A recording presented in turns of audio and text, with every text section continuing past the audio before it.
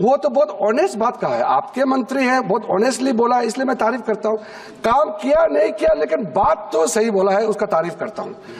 क्योंकि उन्होंने खुद कहा कि मैं देश का रक्षा मंत्री हूं और मुझे ये कहने में कोई संकोच नहीं है कि हमारा सरकार, मतलब कांग्रेस सरकार ने ऐसा पॉलिसी तय किया कि बॉर्डर एरिया में रास्ता नहीं बनाना चाहिए, और रास्ता बनेगा तो उसी रास्ते से चीन आ जाएंगे और हमारा जमीन ले जाएंगे। I will authenticate sir.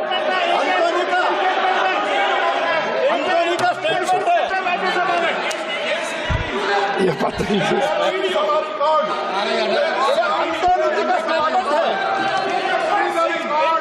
साहब का राज्यसभा में स्टेटमेंट है, क्या खोल देता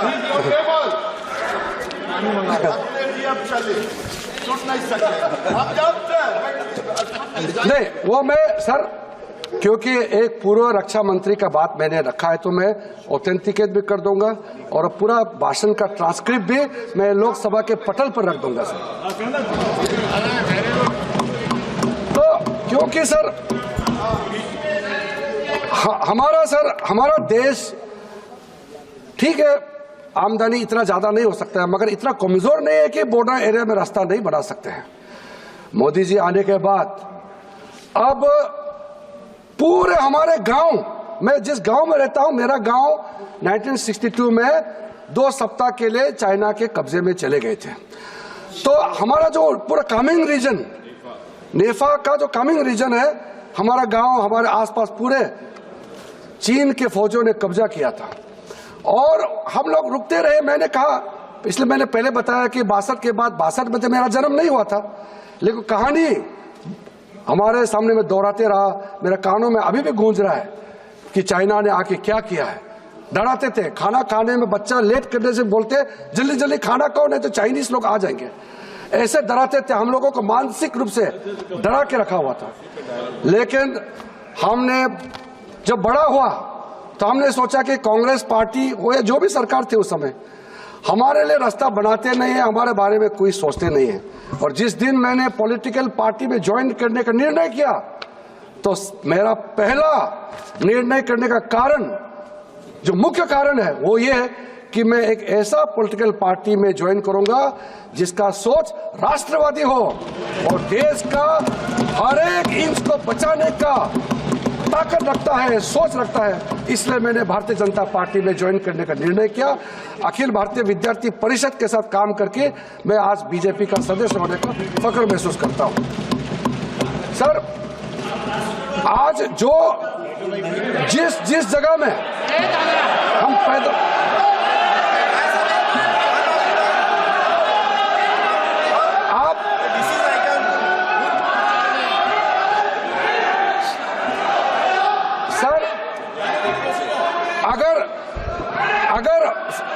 इसका अगर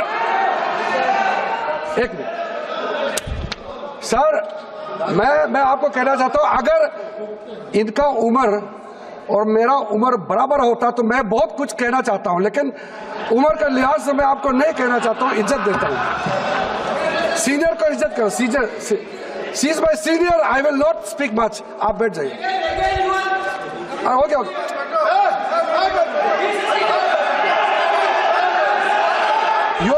अरे छोड़ो यार सर।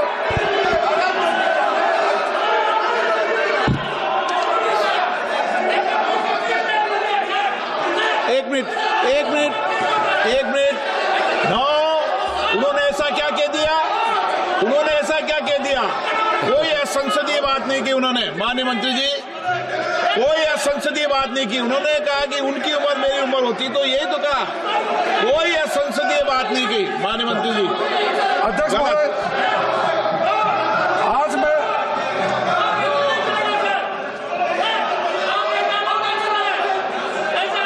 सर, मैं बहुत ही फख्र महसूस करता हूं।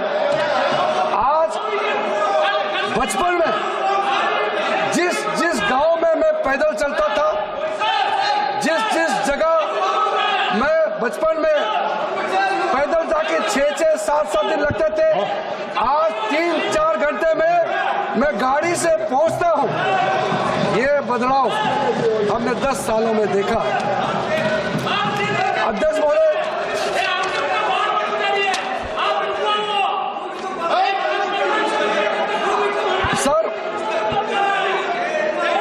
सर एक मिनट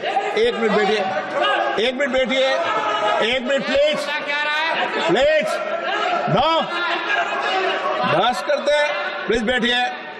उन्होंने ऐसा कोई असंसदीय शब्द नहीं कहा जिस पर आप निपट करो, और वो रिकॉर्ड में भी जाएगा। माननीय मंत्री जी, चलिए। सर, 1947 से 2014 तक नॉर्थ ईस्ट में 9 एयरपोर्ट बने हैं, और 2014 से 2024 के अंदर में 17 एयरपोर्ट हो गए हैं नॉर्थ ईस्ट में। नेशनल हाईवे 2014 तक टोटल बने हैं 10,900 किलोमीटर, और 2024 तक मोदी जी का 10 साल कार्यकाल में 16,207 किलोमीटर बने हैं। कई बड़े बड़े प्रोजेक्ट्स बने हैं, मैं गिनती करना नहीं चाहता हूं। आज हमारा नॉर्थ ईस्ट अष्ट लक्ष्मी के नाम से जाने जाते हैं, और हम बहुत अच्छी तरह से आगे बढ़ रहे हैं। आपको मैं ये कहना चाहता हूं कि आप एक राज्य का एक घटना को लेकर के बार बार बोलते हैं, उसका हम लोग अलग से चर्चा करेंगे, लेकिन मैं जो कहना चाहता हूं, आज आप लोगों के समय में कांग्रेस ने क्या हालत करके रखा था नॉर्थ ईस्ट। सर,